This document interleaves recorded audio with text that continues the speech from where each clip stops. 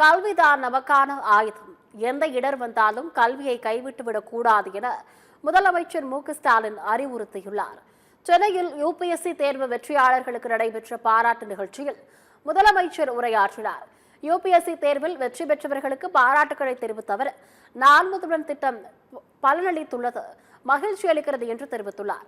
நான் முதல்வன் திட்டத்தின் மூலம் படித்த 50 மாணவர்கள் யுபிஎஸ்சி தேர்வில் தேர்ச்சி பெற்றுள்ளனர் என்றும், கல்விதான் நமக்கான ஆயுதம், எந்த இடர் வந்தாலும் கல்வியை கைவிட்டுவிடக் கூடாது என்று அறிவுறுத்தினார். மாணவர்களின் கல்வி திறனை மேம்படுத்துவதற்காகவும் மாணவர்களின் வாழ்வில் மறுமலர்ச்சியை ஏற்படுத்துவதற்காகவும் நான் முதல்வன் திட்டம் கொண்டுவரப்பட்டதாக முதலமைச்சர் நம்பிக்கை தெரிவித்தார். யுபிஎஸ்சி தேர்வில் வெற்றி பெற்றிருக்கக்கூடிய உங்கள் எல்லோரையும் நான் முதல்ல பாராட்ட கடமைப்பட்டிருக்கிறேன். உங்களுக்கு எல்லாம் என்னுடைய வாழ்த்துக்களை மகிழ்ச்சியோடு தெரிவித்துக் கொள்ள விரும்புகிறேன்.